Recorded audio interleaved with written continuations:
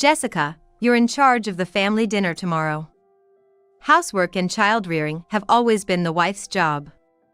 I work to support us, so no complaining, okay? Tawny, my husband, said this with a sickening grin as he dumped the responsibility of raising their twins on me. Raising twins was already a handful, yet there was a dinner for 15 relatives. And he was leaving it all to me. I work, so everything else is your job as the wife. That had become a common refrain from her husband. He had no idea how hard it was to care for 5-month-old twins. But that wasn't the only thing he was clueless about. Facing his creepy smile, I replied as if to confirm. The family dinner tomorrow? What are you talking about? The relatives are coming today. Huh? What are you on about? The family dinner is definitely tomorrow. Stop talking nonsense and start preparing now. I'm heading out. Going out again today? Must be nice to have such leisure, as if you have a millisecond to spare. Right after, I felt a violent shock that made her whole body tremble and fell to the floor. He had kicked her in the stomach. Her phone also dropped to the floor with a thud, and as she scrambled to pick it up, her husband, looking demonic, blocked her way. Hey, what are you thinking, kicking me all of a sudden? It's lucky the baby wasn't close by, but think a little more, will you? It's your fault, Jessica. You talked back to me.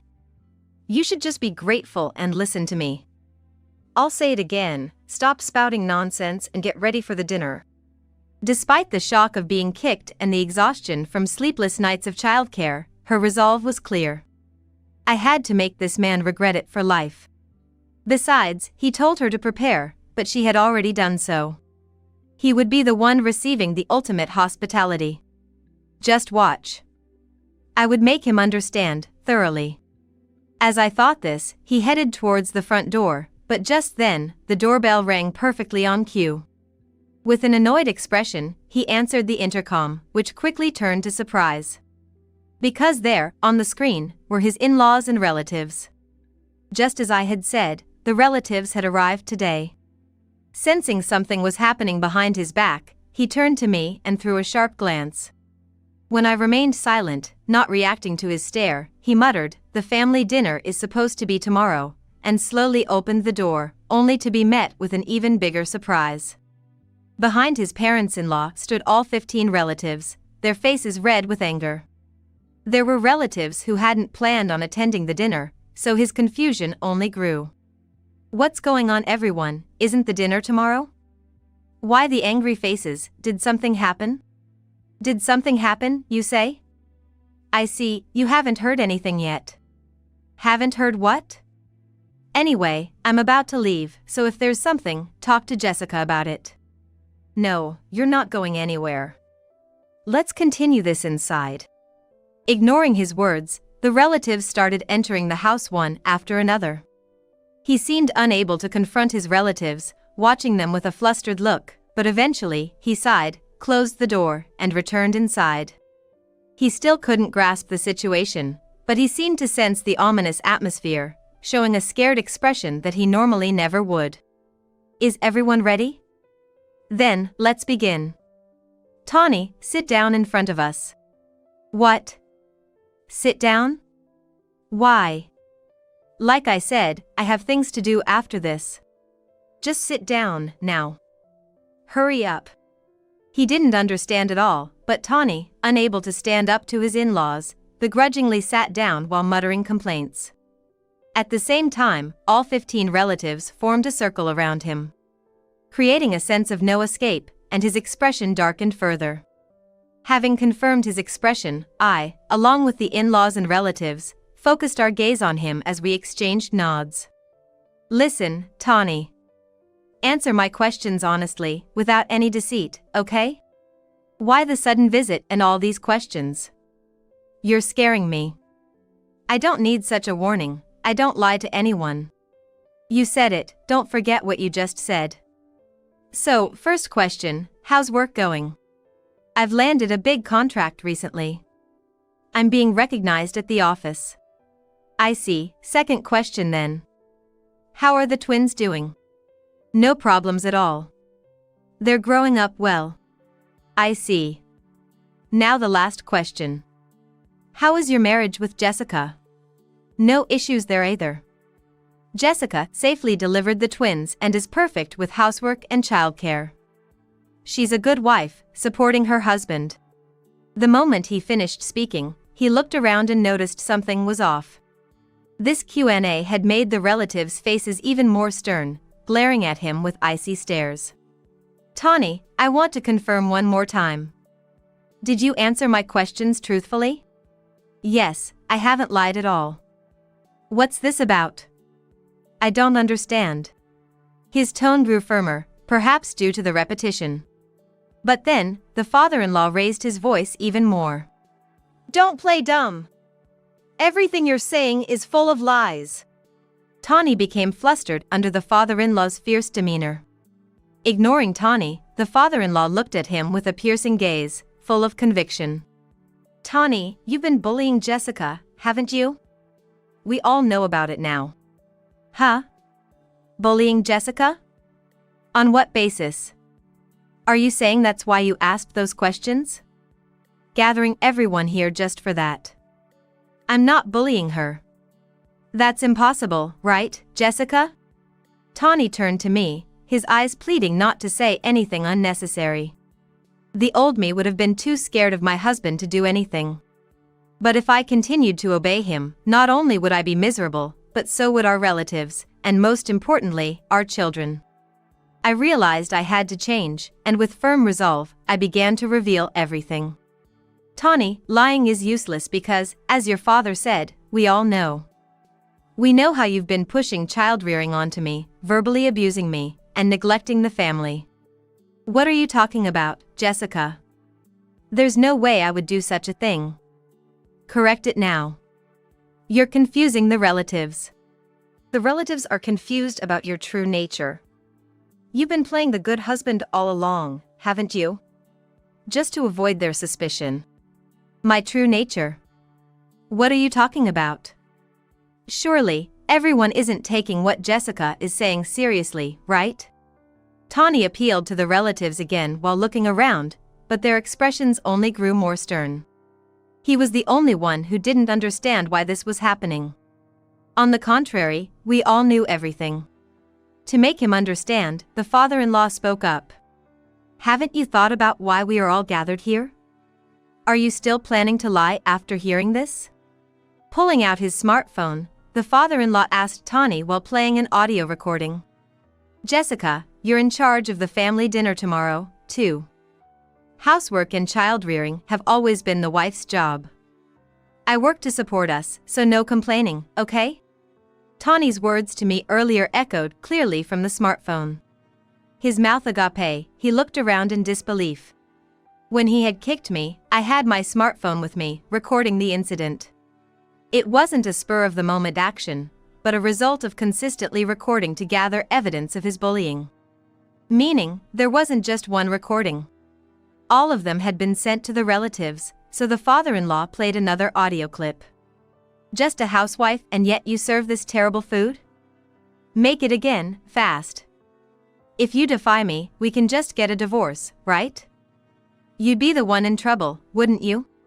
Tawny's vile words filled the room, silencing everyone. In contrast, Tawny began to panic and started to rant. Jessica, you. Don't mess with me. Like I said before, lying is pointless. Everyone is here today because I sent them the evidence of the bullying all at once. Finally grasping the situation, Tawny was trembling and his face turned pale. Meanwhile, the relatives' anger became even more apparent, each with deep furrows between their brows. In the tense atmosphere, the father-in-law stepped closer to Tawny. Tawny, you seem to finally understand the situation, huh? Now, tell us everything. Why have you been so harsh on Jessica? From what we've seen, there's no reason for Jessica to be treated like this. What's going on? Tell us. Tawny looked thoughtful, as if searching for an escape route. A sign that he was still only thinking of himself. Unaware of my contemptuous stance, he took a deep breath and nervously began to speak to the father-in-law. It's the job. Actually, things haven't been going well at work. I didn't secure any big contract. In fact, I haven't been achieving anything significant. It's been a growing pressure and mentally draining. I couldn't say anything because I didn't want to let everyone down. Tawny choked up as he spoke of his troubles. He had secured a position at a well-respected company, held in high regard by our relatives. From childhood, through his school years, he worked diligently and never complained, according to what the in-laws and relatives said. I started dating him after I began working, and back then, he was serious, kind, and cherished his family. But 3 years into our marriage, Tawny changed. Yet, he continued to act the same around the relatives, so no one noticed until now. There were times before, even before we were married, when work didn't go well. I kept telling myself I needed to work harder, but I just couldn't get any results. It had nothing to do with Jessica, but I took out my frustrations on her. It was my way of venting. I'm the worst. I'm really sorry. So all those times you visited Jessica in the hospital, it was just to deceive us. Tawny did not refute the father-in-law's words. That meant he was admitting to it. His visits were just to play the good husband, probably not caring about me or our children at all. When I gave him a look of disdain, Tawny sheepishly looked down and then started apologizing profusely, bowing deeply to the floor. Jessica, forgive me. I'll change my ways right this moment. I'll be reborn. Can you give me another chance? Tawny's face was earnest, filled with true remorse and a desire to make amends. But in the next moment, I couldn't help but laugh. The relatives around us were all appalled, some sighing deeply, others shaking their heads or making gestures of disbelief. If they had known nothing, maybe someone would have forgiven him. But that was only if they knew nothing. Tawny noticed the odd reactions and was puzzled, not understanding why I was laughing or why everyone was so appalled, furrowing his brow in confusion. That's when I decided to give him the answer, an important one for my revenge. The thing is, I didn't just send evidence of the bullying to our relatives. Look at this, I sent this to everyone as well. Showing the smartphone screen to Tawny, his face drained of color as fast as the sound could escape. On the screen was a photo of a smitten Tawny with a young, beautiful woman. Jessica, what is this? When did you? And you sent it to all the relatives. Really? Yes, really. Along with the evidence of your bullying, I also sent photos of your affair. She's quite a beautiful nurse, isn't she? I thought she was a model or an actress at first. Tawny had apologized to me and the relatives while hiding the fact of his affair, claiming he wanted to change. I laughed at the pathetic nature of such a man. The relatives, aware of the situation, were naturally appalled. You intended to keep denying it if we said nothing, didn't you? How foolish can you get? Pretending to visit but actually cheating with a nurse. It wasn't about deceiving us, your goal was the affair. How could you cheat while Jessica was about to give birth? The relatives, like the in-laws, expressed their grief and anger. Tawny, who kept piling lies upon lies, looked utterly ridiculous and beyond redemption. Desperately searching for excuses, he seemed not to have imagined that I knew about the affair, unable to find any excuse that could save him in this situation, his eyes darting around. So, Tawny, you had plans to go out today, but it was to meet your affair partner, right? No, that's not it. It's a misunderstanding, Jessica. Just talking to her at the hospital. Being suspected over that. Besides, just a photo on the phone isn't conclusive evidence. Really? Just talking at the hospital, huh? I've known about your affair since before I was hospitalized. When I started wondering why you changed, it all became clear. And by the way, the evidence of your affair isn't just in the phone's photos. I hired a detective, so I have plenty of proof. I handed Tawny an envelope that I had prepared in advance, and with trembling hands, he pulled out its contents. There were loads of photographs from the investigation report, showing him in the act of cheating. I chose the hospital where your affair partner works as part of the plan. You cheated openly, not knowing anything. It's unbelievable. You chose the hospital just to keep an eye on me? That's going too far. Why would you go to such lengths? You did something terrible, Tawny. It's not just because of work pressure or stress, right? You were planning to make me miserable and drive me to divorce, weren't you? How can you do such a thing after having children? That's not something a decent person would do. The relatives surrounding us nodded in agreement with sorrowful expressions. The mother-in-law finally broke down crying, and the father-in-law hurried to comfort her. Even Tawny seemed shaken by his mother's tears, visibly panicked. Observing this, the father-in-law glared at Tawny fiercely while consoling his wife. The only path left for Tawny was to tell the truth, apologize, and take responsibility. Yet, even here, he was only thinking of himself. I admit to the affair. But it was just a moment of weakness. It's normal for a man to have an affair once or twice, right? You all understand, don't you? The only person I truly love is Jessica, understand? In a desperate attempt to douse the fire, Tawny was essentially tightening the noose around his own neck. Such foolishness. But I also regret not realizing his true nature sooner and continuing our marriage. I was wrong to only see the surface-level image of him. However, the most important consideration should be the children. They might need a father, but the man in front of me cannot be that father. What I can't forgive the most is how you neglected the children. I want Tawny to live with regret and reflection for the rest of his life. That's my wish.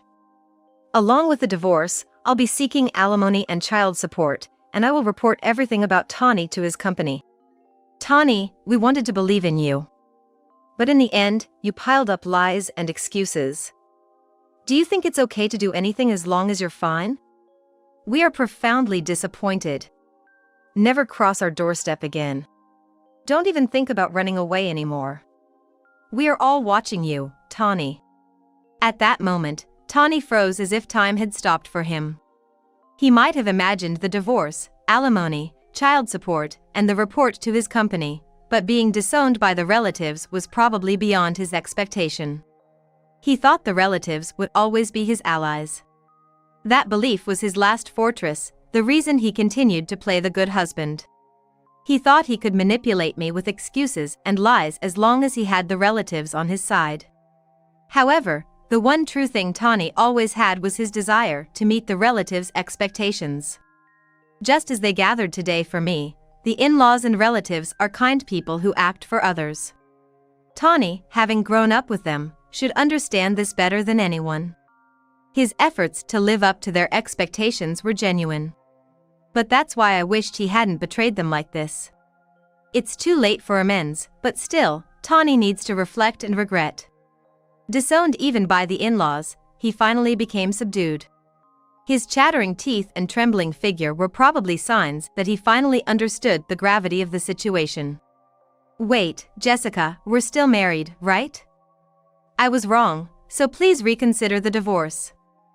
Dad, Mom, please don't disown me. We're family, aren't we? Parents are supposed to care about their children, right? Parents are supposed to care about their children, huh? Tawny, ask yourself. Who neglected their newborn children? Don't use your family as a convenient excuse. You also said this to Jessica, right? That housework and child-rearing are the wife's job, and since you provide, she shouldn't complain. Can you call that a marriage? You need time to face yourself. Otherwise, you won't be able to lead a decent life from now on. Tawny fell silent with a grimace, looking around with pleading eyes, but everyone present could not forgive or accept his foolish actions. Their gazes were cold and filled with sorrow, yet there seemed to be a hint of kindness, as if they wished Tawny would realize his mistakes. I shouldn't have had an affair. I should have cherished Jessica more, the family more. What have I done? After witnessing Tawny's words of regret, one by one, the relatives began to leave. Tawny weakly reached out, but no one took his hand, and even the in-laws left the house. I told Tawny I was going back to my parents' house with the twins and headed for the door, leaving him behind. Left alone, Tawny could only mutter words of apology to no one in particular. Afterward, I proceeded with the divorce through a lawyer, seeking as much alimony and child support as possible, determined to ensure payment. Although adultery is a private matter and he wasn't fired from his job, the rumors quickly spread within the company, and my ex-husband, mentally shattered, ended up leaving. However, he still needed to pay alimony and child support, so he reluctantly turned to his affair partner.